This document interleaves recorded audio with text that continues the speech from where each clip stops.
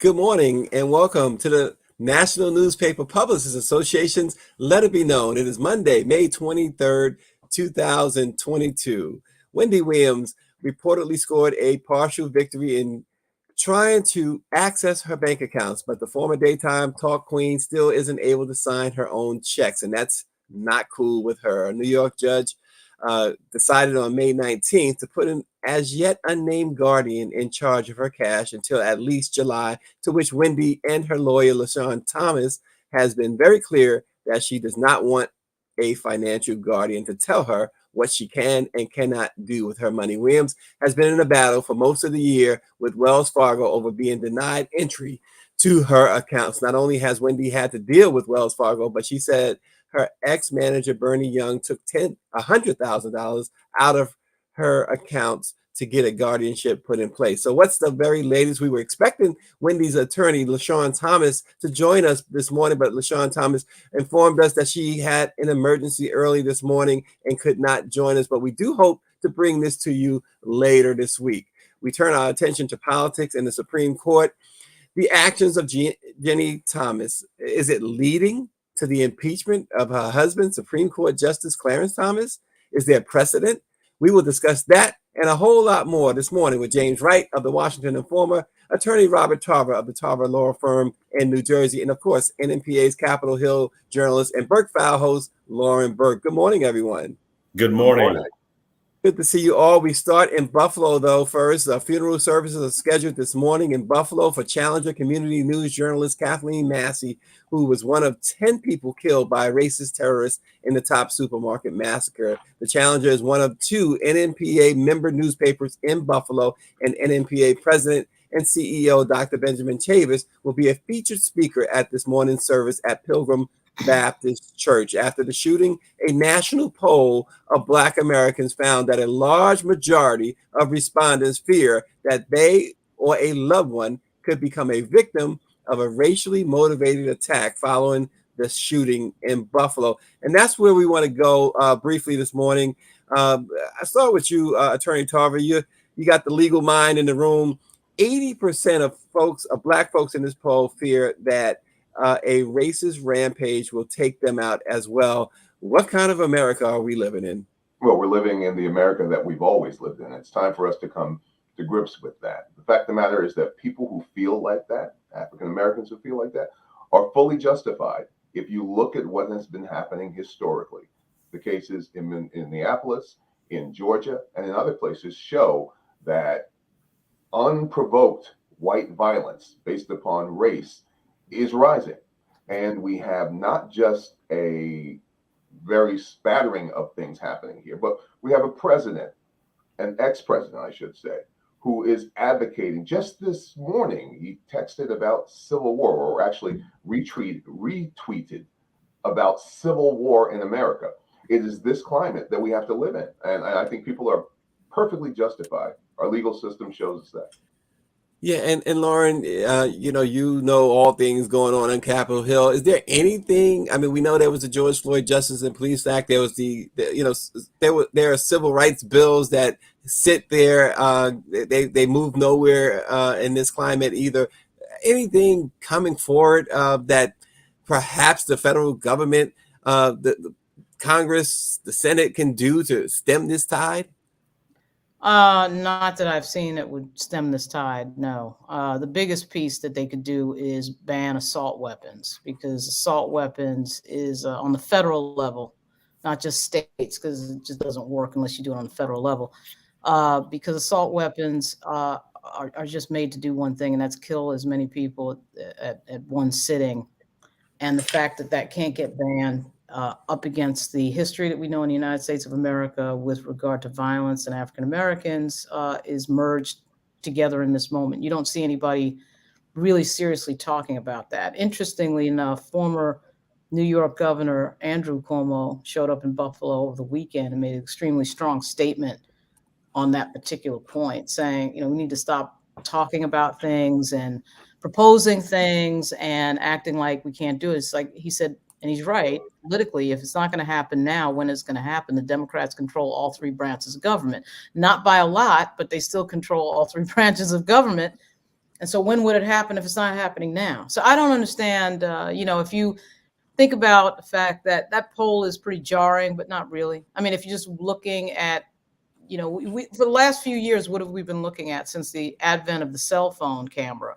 Eric Garner, that Eric Garner video of Eric Garner getting choked to death. Obviously the George Floyd video of him getting choked to death. This is by the state. These are state actors in those two cases, right? The Walter Scott case is another one. It's a state actor. It's a cop, killing somebody, shooting him in the back. Walter Scott was shot 5 times in the back on video. So African Americans have had to watch that over the years. I mean, I don't need to go back to the fact that we already know these things from Malcolm X back in the 60s and before that.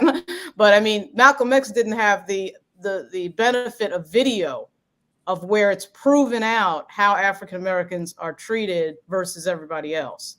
Yeah, and then you add in that fact that everybody can have an assault weapon and you get what you had in Buffalo. Yeah, and this James, this guy, obviously a racist. He admits to being a white supremacist. He traveled 200 miles. He actually sought out this zip code. So I mean, certainly when we think about this poll, that has to add to the fear that he was able to plot this out over 200 miles away and then carry it out. And here's the cherry on top. Not that, again, we don't advocate gun violence. We don't advocate police killing anyone. But this guy, like so many other white assailants, has lived to tell about it without a scratch.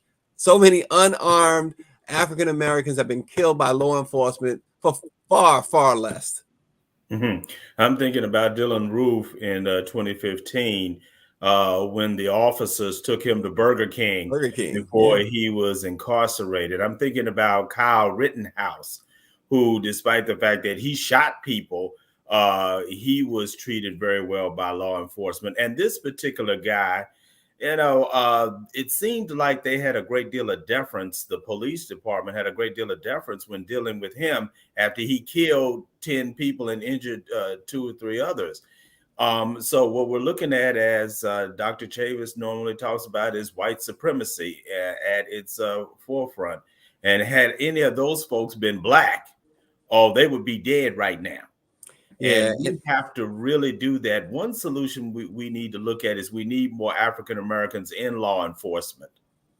Yeah, and Attorney Tarver, before we move on to the next topic, let me just ask you from a legal standpoint, what can we do to protect ourselves? The guns are a problem, obviously, as Lauren spelled out. We know that they're a problem, these assault weapons, certainly. But absent any type of legislation, what can African Americans do so they don't have to live in fear?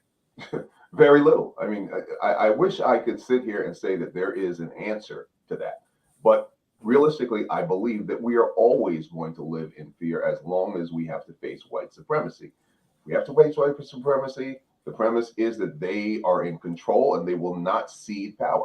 Now, a long time ago, I used to talk about the idea that, and people looked at me like I was crazy. I said, white Americans will never cede power in this country. And they would create, before they did that, they would create an apartheid-like state to be able to hold on to that power. Well, I'm starting to see the same things that I talked about coming to fruition, because the fact of the matter is we're spiraling. We have a Republican Party that used to have some modicum, at least the decorum and dressed up image as if they were in control of the white supremacist element, the fringe element. Well, guess what? The fringe has now become the mainstream of that party. And make no mistake about it, that's one of the things we have to do, start calling that out. So since that is the case, we don't even have the protections we had 10 or 15 years ago. So there are people out there who are saying, well, one way to protect yourself, black people should be armed. Maybe so. But the fact of the matter is we're still in the numbers where we are. I wish I could say there was a legal solution to it, but quite frankly, there isn't. The only solution here is going to be a social solution or a political solution that takes away guns, as Lauren said, and also punishes, criminalizes white supremacist behavior. Wow. Well, the wife of Supreme Court Justice Clarence Thomas, Virginia Jeannie Thomas, urged 2 Arizona lawmakers to help reverse President Joe Biden's 2020 electoral victory in the state, according to emails reviewed by ABC News, suggesting that the conservative activists played a larger role in pushing to overturn the election than was previously publicly known. Thomas, whose political activism following the 2020 election has faced growing scrutiny given her proximity to the Supreme Court. She emailed Arizona House Speaker Rusty Bowers and Arizona State Rep Shauna Bolick in the days following the election in November, asking them to, quote, fight back against fraud and, quote, do your constitutional duty. Please stand strong in the face of political and media pressure, she wrote in separate emails. Look, she also said, please reflect on the awesome authority granted to you by our Constitution, and then please take action to ensure that a clean slate of electors is chosen for our state. And then, look, in another pair of emails, she says that she sent days later, she says, as state lawmakers, you have the constitutional power and authority to protect the integrity of our elections, and we need you to exercise that power now. Never before in our nation's history have our elections been so threatened by fraud and unconstitutional procedures. Look, she has given all the evidence that is needed, right? James, you're the historian here. There's only been one other Supreme Court justice impeached, and that was in 1805, Associate Justice Samuel Chase. Right. What do they have? Do they have enough for impeachment of Clarence Thomas? I can't speak to the legalities of that. Probably Attorney Tarver can talk about the legalities of that. Politically, I would say yes, and let me explain what I'm saying. There's enough brush in that fire in order to have concern about what she's doing. She is the wife of a Supreme Court justice. There's nothing wrong with her getting involved in conservative causes. There is a problem when she puts her foot and her, gets involved in trying to move the levers of government that she is not authorized to do so. As a result, I do believe that there is smoke in that fire, and I think that Congress really needs to look into this. Whether it rises to the level of impeachment of Justice Clarence Thomas, I don't know yet, but politically, there is, as Robert Dole once said, there. Yeah, and Lauren, obviously, the way the Senate is comprised at this moment, there's probably no chance of impeachment going through. But does this behavior alarm even some who would vote against impeachment? I guess it does. It really doesn't matter to me who's alarmed or not alarmed. I mean, we see a pattern here of nobody doing anything on anything, whether it's Jared Kushner's behavior, whether it's Donald Trump's behavior, whether it's Ginny Thomas. There's no reason to believe that anybody's going to act on that.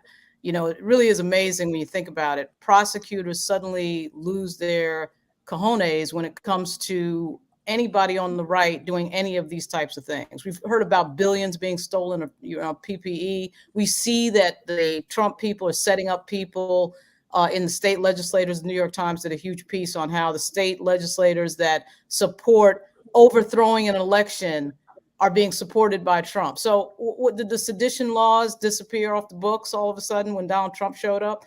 I don't see anybody doing anything. And I particularly don't see prosecutors doing anything.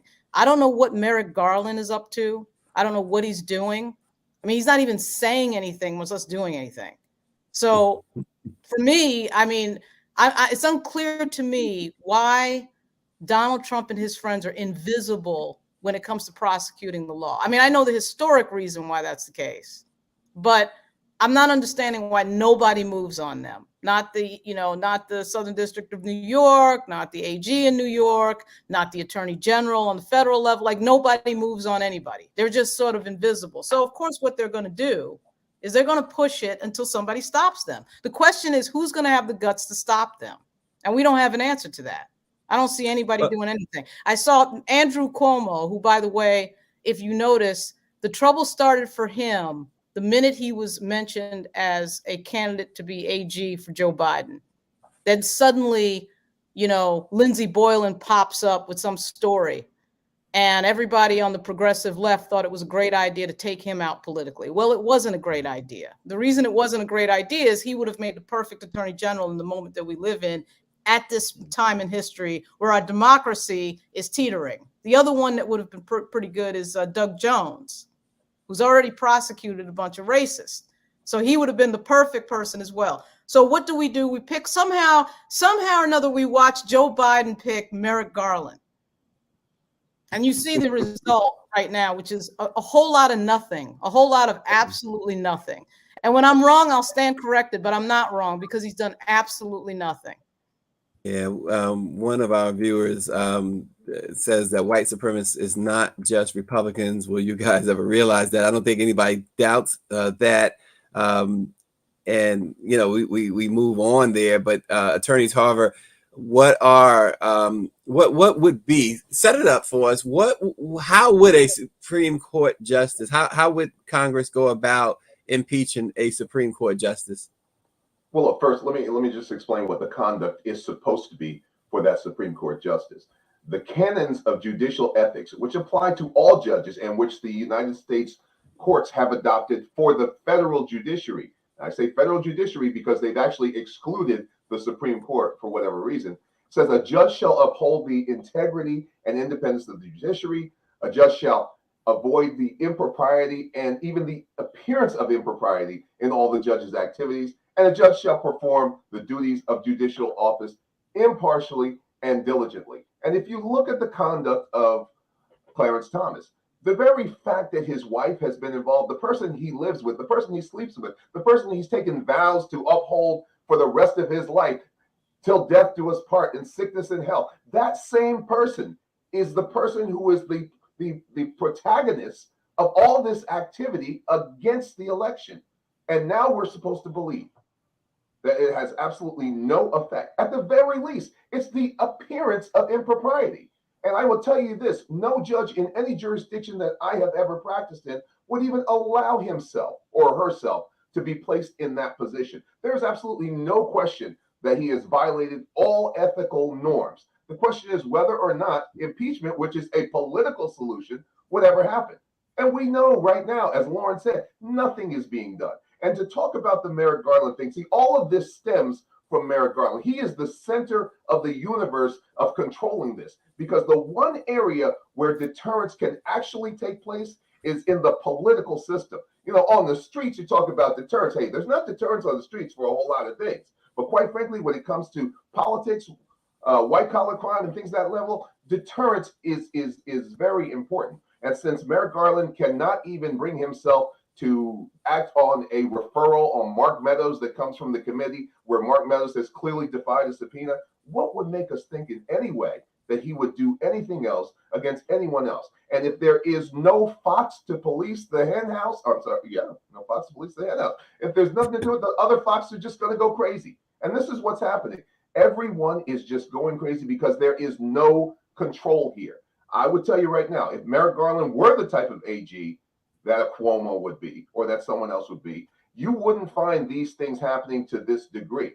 But you know, we should have expected that. They picked a judge to be the AG, and a judge who is a good judge has a different temperament, a different outlook. Merrick Garland has never showed fire in anything in his life. Right. If you take a look at his prior history, what would make us think that he was the man for this hour? And I'll tell you right now, because he's not the man for this hour, and because there is no one else, we are totally unprotected at this point. And this is probably the most significant, dangerous time in American history since 1865. You think? Yeah. You think? I mean, we just watched the Capitol get attacked on January 6, 2021. And the fact that anybody could be clueless about what's necessary moving forward. I mean, what would make anybody think that John Roberts or anybody on the right is interested in any sort of judicial anything, right? This party has, these people are openly saying that they're disregarding everything that is in authority, whether it's the media, the judicial system. They're just totally disregarding that. That's why I bring up Andrew Cuomo, by the way, because the Democratic Party is clueless about the type of personality necessary to deal with the threat to the democracy of the United States. And Andrew Cuomo, though a lot of people don't like him, when I hear stuff like that as somebody who was born in the Bronx, I say, that's the right person. That's the person that when people say, oh, we don't like him or he's got a terrible personality, that's the person that Democrats should be hiring to do something right now. And you know what, Lauren, there's no mistake that he's scared or whatever. They're not only eliminating some of the best players on the field, they're scared of their own people who actually would do the job. And they pick people like Merrick Garland, who is exactly the wrong type of person in this moment in history. And Attorney Carter. But it's no mistake that Andrew Cuomo is showing up now and making himself visible. I will predict to you right now that he's not going to go away. He's not going to go away, and he's going to inject himself into the political scene. And I think he'll be there in 2024. Well, listen, the trial managers in the Justice Chase impeachment, they wanted to prove that he had behaved in an arbitrary, oppressive, and unjust way by announcing his legal interpretation on the law of treason before defense counsel had begun being heard in that matter. Here, Attorney Tarver, I'm going to go back to you. We have such a lightning rod of stuff. The January 6 records. What do we think about the DOJ requesting those records? First of all, Attorney Tarver. Well, I don't know what to think. I would have thought at some point there would have been cooperation between the committee and Merrick Garland's office. So the fact that they've done this, it could mean something or it could not mean anything. Look, I've been a prosecutor for a lot of years in the past, and I happen to know that we do try to keep things close to the vest. But you would see some action occurring if there were action occurring. It takes time to put together a grand jury. It takes time to put together an investigation. And the fact of the matter is, you cannot hide those things in this climate. The fact that we've seen nothing specific as toward an investigation that would amount to a grand jury presentation is troubling to me. And let me say something else about you talk about Samuel Chase. This is just history repeating itself. Samuel Chase, an incredibly vociferous federalist. Okay, and that was the problem with him is he used his system of interpretation, which is exactly the same thing we see now when you have Alito and you have Thomas speaking out aside from their duties on the bench and letting you know exactly where they stand in terms of their interpretation. Their interpretation is vociferous, it is foul, it is against established law, the same things that they charged with Justice Chase when they impeached him. But that's not going to happen this time around. Hey, Lauren, let me ask you this. We are in a situation where the Democrats, they have the White House, control the House, allegedly control the Senate. When you think back, Lauren, has there ever been a time when a party supposedly had control of all three branches and yet cannot get anything done that anything tangible? And something like this, something important like this, where you have Jenny Thomas creating havoc, Clarence Thomas creating havoc, and not be able to do anything. Can you think of a time like this? It's happened before. I mean, the Senate, the way the Senate works, and let's be real, the Senate is 50-50. I mean, Kamala Harris has to show up, Vice President Harris has to show up every single day. The Senate is 50-50. So there's that problem. And they only have 12 seats up in the House. So it's not like it's, the Senate is 60-40. I mean, it's not like they're really in control of all three branches. They're really in control of two. And yes, technically the third, the Senate, but not really, because it's just too close. And then you got people like, Joe Manchin sitting around who wants to be a Republican, but I'm not really, you can have all the power in the world, though. If you don't have the guts to use it, it's all a waste of time. That's what we saw during the Obama administration. Okay, he had a lot of power, but let's get back to Merrick Garland. I need to whack Merrick Garland again in this conversation. He has a ton of power. He controls the federal investigative authority of the United States on the federal level. He has subpoena power. I talk to Benny Thompson every single day, and Congressman Raskin every single day, who are members, of course, of the January 6th committee. Benny Thompson told us last Thursday in the media that we're not sharing our work product with the Justice Department. Why should they share their work product with the Justice Department? The Justice Department can run their own investigation. Half the stuff you can read in the New York Times. I mean, what is this, a mysterious thing that we just don't know? They've got the federal U.S. Capitol Police, a federal agency that has tapes of members of Congress giving tours for people who then the next day showed up at the Capitol and attacked it. What else do you need? What is Merrick Garland waiting for? So this idea that oh, we've got 3 branches of government, we've got this, and we've got the Department of Justice doing absolutely nothing, and they don't need Benny Thompson's committee to do anything. They don't need Benny Thompson's 1,000. They've interviewed 1,000 people for that committee, Jan 6. They don't need that work product. They have the power of the Justice Department. It's amazing, isn't it? When it's COINTELPRO, when it's bugging Malcolm X and MLK and finding out if MLK is having an affair, we're all in at FBI, right? We know all about that. I can go pull, me and James Wright can go down to, the Library of Congress and pull all the files for COINTELPRO. Everybody's exercised with that. But then when the Capitol gets attacked on national TV in front of everybody's face, somehow everything is slow. That's amazing. I'm with Attorney Tarver here too. I mean, you just said it, Lauren, 1,000 witnesses. There is no grand jury. Something's wrong there. James, let me ask you before we move forward, you're the historian, how will history remember Clarence Thomas 20 years from now? Basically, he'll be known as a mediocre justice. If you look at what his job performance as a justice, he really was not a leader, even among the conservative wing. He was a go along, get along. Unlike Ketanji Brown Jackson, he is not a really astute writer, and he is not a thinker. So as a result, he'll be known in history as a mediocre justice. Among us Black people, he will be seen as a traitor. Mediocre. You agree with that, Tarver? No, I think, look, mediocre would be a very generous label for him. But I do think you're right. And the fact of the matter is, you have a justice who's never distinguished himself in all of the years that he's been on the bench and in all of the sessions that they have. I believe he may have asked one question of one litigant that came before them. He doesn't have an inquisitive mind. He's not a scholar. But what he is, he's a political activist. And his discussions outside of the court have shown us exactly who he is. He is an individual who was placed there as a foil for Thurgood Marshall. And he's lived up to what he was placed there for. Yeah. And what kind of court is, speaking of Ketanji Brown Jackson, what kind of court is she walking into? Will her presence ever mean anything? No, she's walking into an incredibly divided court.